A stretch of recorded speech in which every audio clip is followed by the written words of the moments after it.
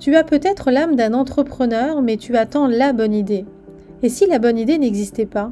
Si la réussite ne dépendait pas de la bonne idée, mais d'autres critères? Dans cette vidéo, je t'explique comment trouver la bonne idée ou faire sans pour créer son entreprise. Au sommaire, on va voir la bonne idée. Est-ce que c'est un rêve ou une réalité? On va voir comment trouver la bonne idée pour créer son entreprise. On va voir comment être sûr que son idée est bonne.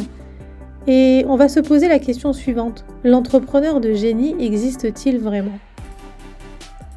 La bonne idée, est-ce que c'est un rêve ou une réalité? Tu sais que tu es un entrepreneur, mais tu attends patiemment, désespérément la bonne idée. L'idée révolutionnaire qui fera de toi le nouveau Steve Jobs.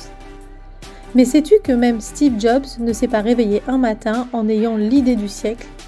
En réalité, les entrepreneurs sont curieux, observateurs. En étudiant le monde qui les entoure, ils constatent des manques, des besoins. Ils anticipent les évolutions de la société. Ils cherchent des solutions à des problèmes ou parfois ils créent le besoin. Attendre la bonne idée, c'est un peu comme attendre de gagner au loto. Et attendre n'est pas le mot idéal lorsque l'on veut entreprendre. Le mot idéal, c'est action. Alors la bonne idée part d'abord d'un constat. Et c'est l'action qui transforme une idée simple en bonne idée. Alors comment trouver une idée d'entreprise? Si tu souhaites devenir entrepreneur et que tu cherches une idée d'activité, tu dois dans un premier temps développer des aptitudes importantes. La curiosité. Sors de ta zone de confort et pars à la rencontre de nouvelles habitudes, de nouvelles cultures. L'observation. Ne passe pas ton chemin trop rapidement. Prends le temps d'observer les comportements, les habitudes d'achat, de consommation. L'esprit d'analyse. Analyse ce que tu vois. Ne te contente pas d'être observateur. L'esprit critique. Remets en question ce qui existe déjà pour trouver de nouvelles solutions, de nouvelles façons de consommer, de vivre. Ces aptitudes te permettront d'observer le monde qui t'entoure et ainsi de pouvoir constater des manques ou des évolutions possibles de produits ou services déjà existants. Sors de tes habitudes de consommation, de vie, pour essayer de comprendre comment fonctionne le monde qui t'entoure. En ayant l'esprit ouvert, analyse les comportements, les envies des consommateurs pour anticiper leurs besoins. Observe les évolutions techniques, réglementaires, sociétales qui te permettront de proposer un nouveau service, un nouveau produit. Une nouvelle loi va transformer nos habitudes? Tente de trouver une solution. Voici un exemple concret. Lorsque les emballages plastiques ont été supprimés dans les rayons fruits et légumes, il a bien fallu trouver des solutions. Et des entrepreneurs ont développé des produits compostables à disposition des hypermarchés.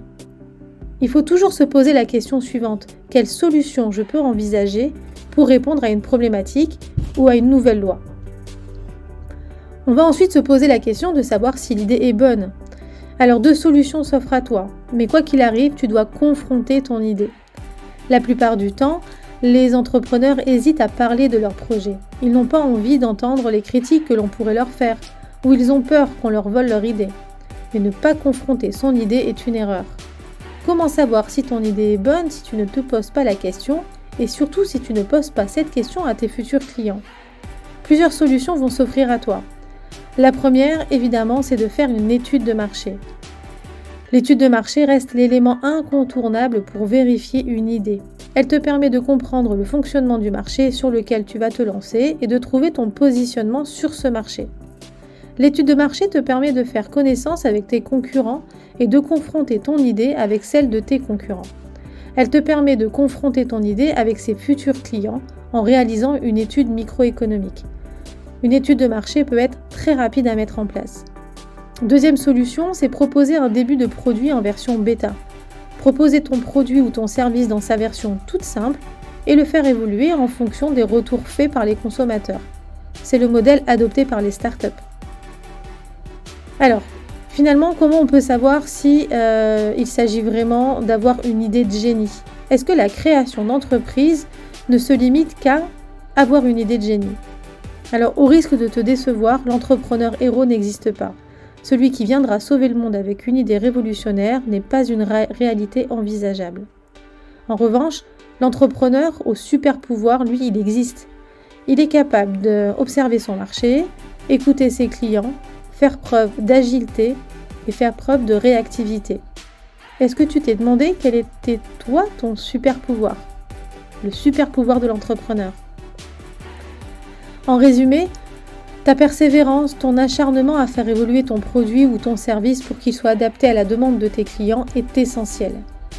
Comprends l'importance de ta motivation pour faire avancer ton projet. Elle est centrale, elle est indispensable. Et ne néglige pas ta capacité à te remettre en question et à faire évoluer ton idée autant que nécessaire.